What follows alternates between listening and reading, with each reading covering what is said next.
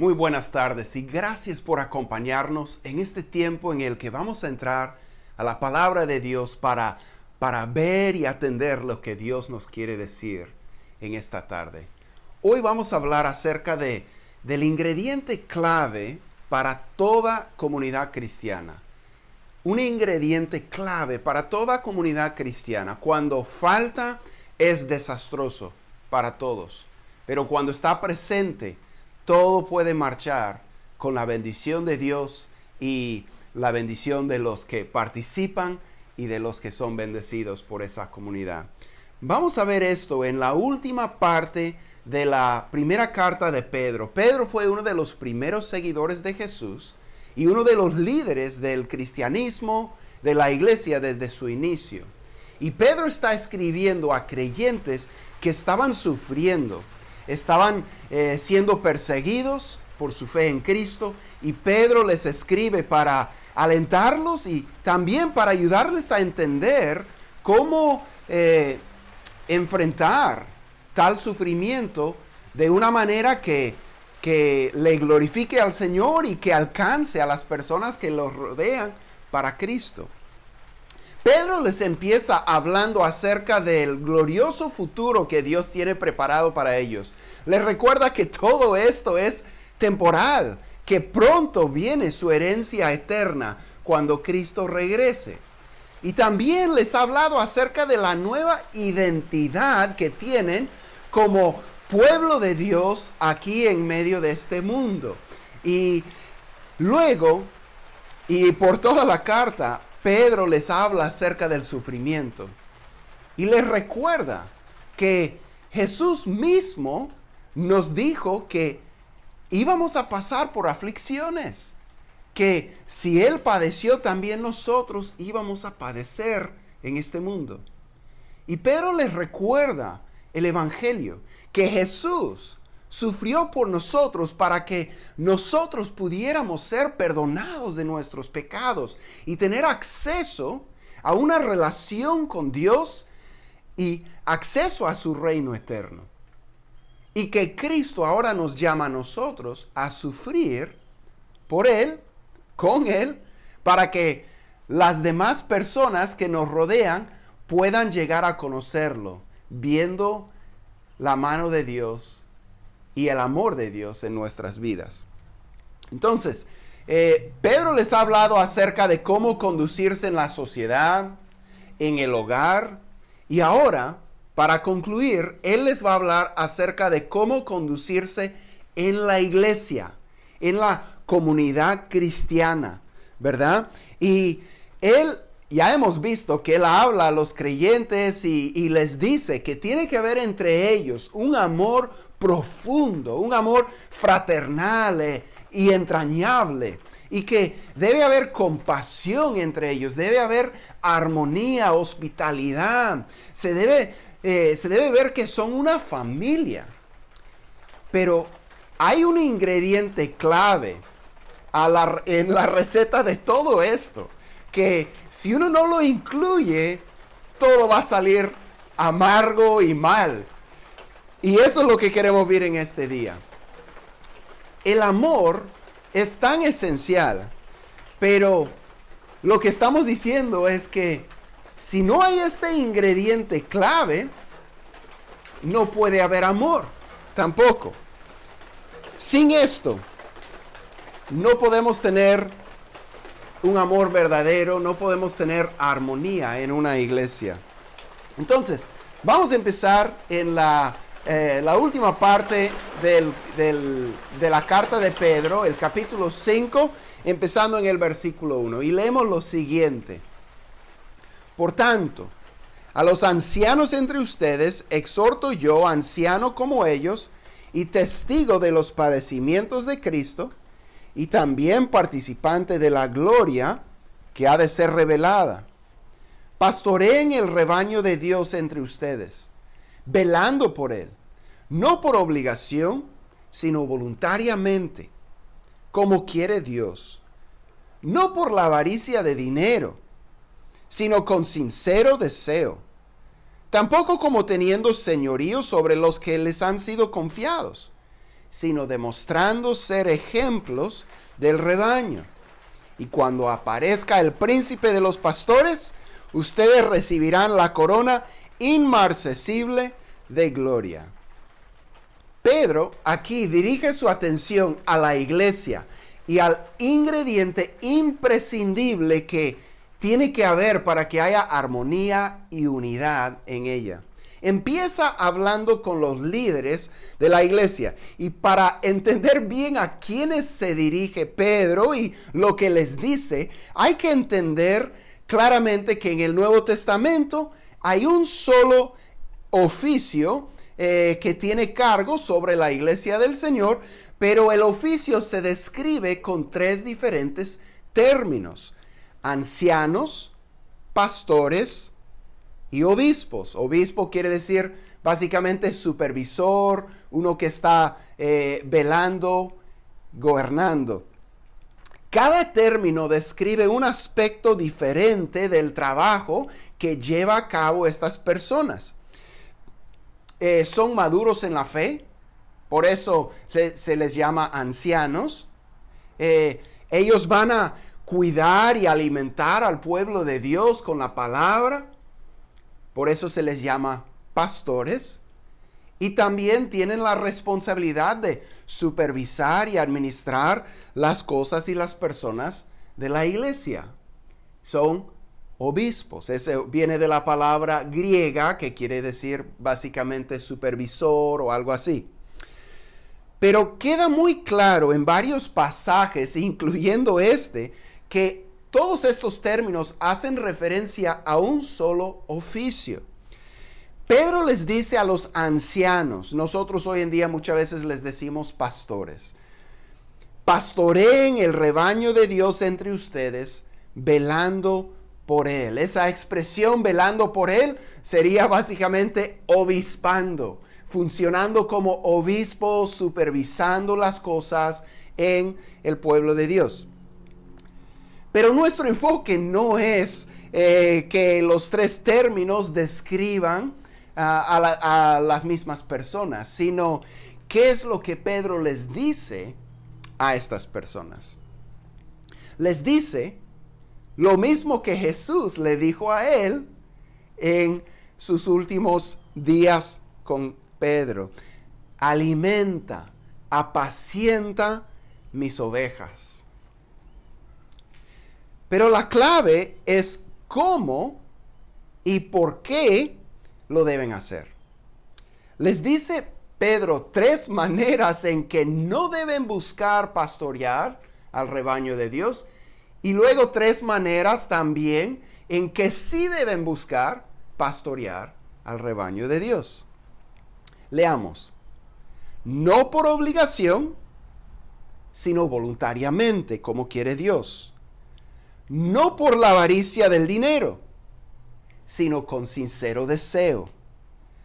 Tampoco como teniendo señorío sobre los que les han sido confiado, sino demostrando ser ejemplos del rebaño.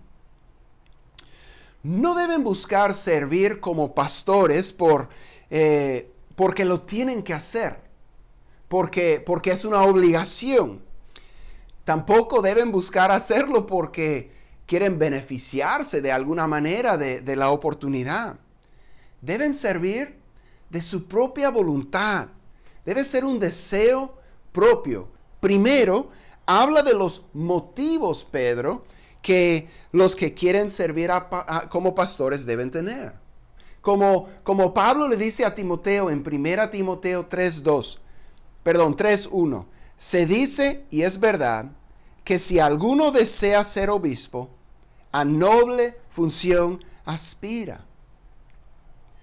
La persona debe desear, debe aspirar ser pastor, pero no por cualquier ganancia que le pudiera traer, no porque no encuentra trabajo y necesita algún ingreso y lo ve como una oportunidad, o porque piensa que de repente puede ganar un poco más sirviendo como pastor, mucho menos porque quiere exprimir a la gente para llenar sus propios bolsillos.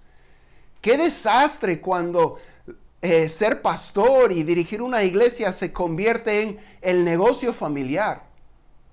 Estas cosas no deben ser. El deseo de pastorear no es algo económico, sino, como dice Pedro, es con sincero deseo, con ánimo pronto. Uno lo hace porque lo anhela hacer, con alegría y prontitud para hacerlo. Es algo que se hace voluntariamente y con alegría por la oportunidad de servir al pueblo de Dios. Luego Pedro habla de los métodos de los que sirven como pastores. Y ojo, esto te ayudará a reconocer cuando las cosas no marchan bien en una iglesia o con algún líder. Los pastores no deben señorearse del rebaño. Claro, tienen un cargo y van a liderar, van a dirigir, a esto les ha llamado el Señor, pero no como teniendo señorío sobre el rebaño y mucho menos como tiranos sobre el pueblo. Pablo ejemplifica esto y escribe en 2 Corintios 1:24. Dice, no es que queramos tener control de su fe, sino que somos colaboradores con ustedes para su gozo, porque es en la fe que permanecen firmes. El método de los pastores es el de ser ejemplos para el rebaño. De hecho, ellos son parte del rebaño, siendo ovejas ellos mismos. Jesucristo siendo el pastor supremo. En fin, los pastores deben reconocer su posición bajo Cristo y como ejemplos para el pueblo. Y el príncipe de los pastores recompensará a los que pastoreen velando por el rebaño con corazón sincero y con ánimo pronto. ¿Sientes el deseo de pastorear al pueblo de Dios? Dice Pablo que es un noble deseo. De repente dices, bueno, pero yo no me veo capaz, yo no me veo calificado. Me imagino que el joven Timoteo, a quien Pablo encontró en Listra, su ciudad, cuando era nomás un joven, un muchacho, tenía buen nombre, era entregado al Señor, amaba a Cristo, pero me imagino que no estaba muy listo para pastorear una iglesia. Pero Pablo se lo llevó con él, empezó a invertir en él. Timoteo iba creciendo y con el tiempo Pablo le encargó iglesias hasta en ciudades grandes, porque Timoteo ya estaba listo, ya estaba calificado. Entonces, no te descartes. Deja que Dios obre en tu vida y a ver qué es lo que Dios querrá hacer contigo. Pero no solo habla con los pastores, Pedro, sino también con las ovejas. Porque no es siempre fácil seguir la dirección y el liderazgo de otros. Pero Dios ha encargado a los pastores para el bien del pueblo. Y Pedro les dice, asimismo, jóvenes, sométanse a los ancianos. Esta palabra aquí, jóvenes, de repente habla de, textualmente, los jóvenes de la congregación, que a veces les cuesta más a los jóvenes someterse y seguir el liderazgo. O podría hacer referencia a personas que tienen cargos menores sirviendo en la iglesia. Pero la idea es que todo el rebaño debe someterse a los pastores, los ancianos que Dios ha puesto para supervisar al pueblo. Y cabe mencionar que en el Nuevo Testamento siempre hay más de un pastor en una iglesia. Por ejemplo, en nuestra iglesia, la Iglesia Vida, en este momento soy el único, pero ese no es la meta final. Nosotros estamos orando y estamos trabajando para que pronto pueda haber otros pastores que sirvan junto conmigo. porque yo no tengo todas las capacidades y todos los dones y ellos pueden traer cosas que yo no tengo y eso va a ser para beneficio de nuestra iglesia. Entonces, oremos que Dios cumpla eso en nosotros. Pero al final de la carta de Hebreos nos dice lo siguiente el escritor: obedezcan a sus dirigentes y sométanse a ellos, pues cuidan de ustedes como quienes tienen que rendir cuentas.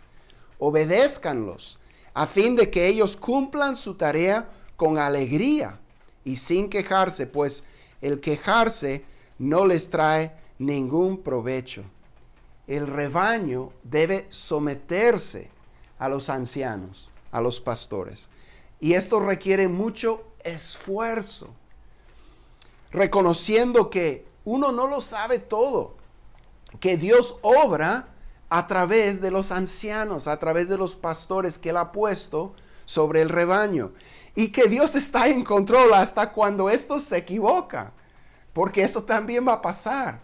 Pero uno tiene que confiar, porque muchas veces los pastores saben cosas, tienen información que para protección de las personas involucradas, por amor de esas personas, no pueden divulgar.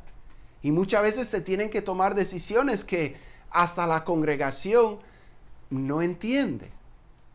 Y la congregación debe confiar en los líderes que Dios ha puesto sobre ella. Obviamente hay límites cuando se ve que el pastor o los pastores están fuera de lo bíblico y están haciendo cosas que no van de acuerdo con la voluntad de Dios. Entonces ahí hay momento para remediar eso, pero hay la manera de hacerlo. Y siempre con el ingrediente clave que vamos a estar viendo en esta tarde.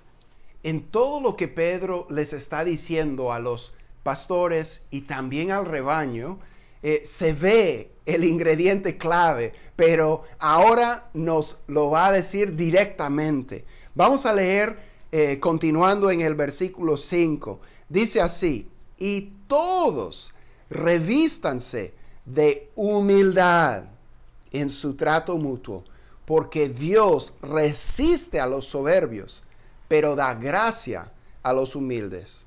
Humíllense pues bajo la poderosa mano de Dios, para que Él los exalte a su debido tiempo, echando toda su ansiedad sobre Él, porque Él tiene cuidado de ustedes. La humildad, la humildad. Este es el ingrediente clave, porque sin la humildad uno no va a ver amor en una iglesia, uno no va a ver pastores que sirvan como ejemplos, no como teniendo señorío. Sin la humildad uno no va a ver un rebaño que sigue el liderazgo de sus pastores, y va a haber toda clase de problemas. La humildad tiene que ver con una perspectiva baja, humilde. La verdad es que la humildad es ver las cosas como realmente son. Dios dice lo siguiente en Isaías 66, versículo 2. Fue mi mano la que hizo todas estas cosas. Fue así como llegaron a existir, afirma el Señor. Yo estimo a los pobres y contritos de espíritu, a los que tiemblan ante mi palabra. La humildad, la humildad. Y la verdad es que la humildad es tan importante que Jesús dice: bienaventurados los humildes, porque ellos heredarán la tierra. Las promesas de la salvación son para los humildes. Sin la humildad no hay salvación. El ejemplo más grande de la humildad fue el ejemplo de Cristo, que siendo por naturaleza Dios, existiendo desde toda la eternidad y siendo adorado por todos los ángeles, Él se humilló y se hizo carne, se hizo uno de nosotros, para poder enseñarnos el camino verdadero a Dios. Y luego, para llevar en sí sobre la cruz el pecado de todos nosotros, para pagar el precio que jamás podríamos pagar por nuestro pecado. Y después de morir, 3 días después, resucitar de entre los muertos para dar vida eterna a todos los que se arrepienten y creen en Él. Sin la humildad no habría salvación, y sin la humildad nosotros no podemos ser salvos, porque tenemos que humillarnos y venir a ser como niños, dice Jesús, reconociendo nuestra incapacidad de salvarnos a nosotros mismos, reconociendo nuestra necesidad, estando dispuestos de depender de la gracia de Dios para salvarnos y de recibir el sacrificio de Jesús en nuestro lugar. Sin la humildad no habría salvación. Pero también tenemos que poner en práctica la humildad para que haya amor y armonía y unidad entre el pueblo de Dios y para reflejar esas cosas ante el mundo. Jesús puso el ejemplo con sus mismas acciones. Él dijo que no vino para ser servido, sino para servir, y se describió como manso y humilde de corazón. Dijo el gran predicador del cuarto siglo, Juan Crisóstomo, que la humildad es la madre, la raíz, la fuente nutricia, el fundamento, el vínculo de todas las demás virtudes. La humildad es tan importante. Tenemos que entender bien qué es y qué no es la humildad. Un artículo en el sitio Coalición por el Evangelio, que es un sitio web excelente para recursos centrados en el Evangelio, se lo recomiendo, pero un artículo ahí sobre la humildad resalta que la humildad no es ser inseguro, ser indeciso, tampoco ser inactivo. Más bien la humildad es depender plenamente de la misericordia de Dios. Es no estar preocupado, no estar buscando el poder, el prestigio o la posición.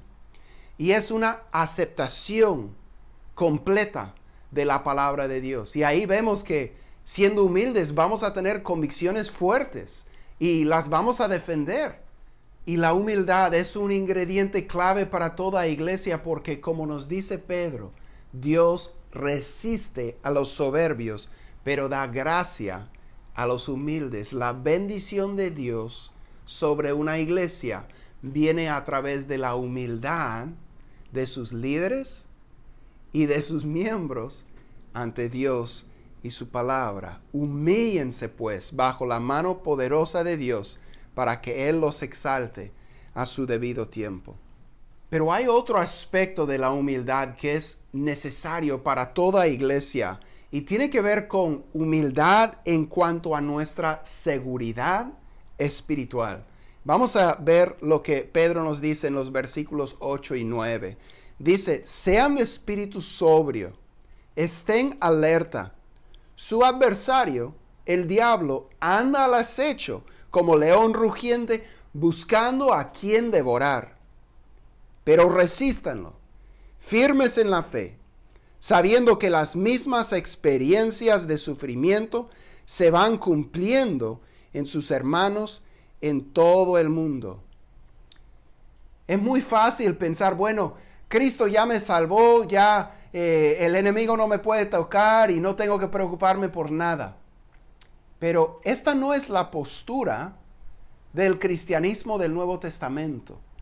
Más bien, la postura del cristianismo del Nuevo Testamento es estar vigilando, estar mirando. En 1 Corintios 10:12, Pablo escribe lo siguiente: por tanto, el que cree que está firme, tenga cuidado, no sea que caiga. Nos dice Pablo que debemos tener mucho cuidado porque es cuando pensamos que estamos firmes que estamos en peligro. Y también Santiago nos dice, pero Él da mayor ayuda con su gracia. Por eso dice la Escritura, Dios se opone a los orgullosos, pero da gracia a los humildes. Así que sométanse a Dios, resistan al diablo y Él huirá de ustedes. Fíjense, la humildad nos lleva a reconocer que tenemos un enemigo que es mucho más fuerte que nosotros. Se compara con un león y un león rugiente andando al acecho buscando a quien devorar. Fácilmente nos destruye. De hecho, Pedro nos ha comparado con ovejas. ¿Cómo vamos a pelear como ovejas contra un león rugiente? Esta es la manera, la que nos dice Santiago. Sométanse a Dios, resistan al diablo y Él huirá de ustedes. La clave para resistir a nuestro enemigo es someternos a Dios. Dios es más grande y más fuerte que nuestro enemigo. Entonces, Pedro nos muestra la clave para toda iglesia, toda comunidad cristiana, que es la humildad. La humildad. El autor C.S. Lewis escribió esto. Fue por el orgullo que el diablo se convirtió en el diablo. El orgullo conduce a todos los demás vicios. Es el completo estado de la mente en contra de Dios. Fue a través de la soberbia que el diablo se convirtió en diablo. Y cuando me pongo a pensar en alguna de las cosas que he escuchado ocurrir dentro de iglesias del Señor Jesús, solamente puedo pensar en esa frase, que fue la soberbia que llevó al diablo a convertirse en el diablo. Que Dios nos guarde de la soberbia. Lewis también observa, la soberbia ha sido la causante principal de la miseria de cada nación y familia desde el comienzo del mundo. Y yo diría, causante principal de la miseria de cada iglesia que ha sufrido por una falta de humildad. Entonces, para concluir, les quiero dejar con la bendición de Pedro y su despedida al final de su carta. Entonces, empecemos en versículo 10 y escuchemos el final de la carta de Pedro. Dice, y después de que hayan sufrido un poco de tiempo, el Dios de toda gracia, que los llamó a su gloria eterna en Cristo, Él mismo los perfeccionará, afirmará, fortalecerá y establecerá. A Él sea el dominio por los siglos de los siglos. Amén.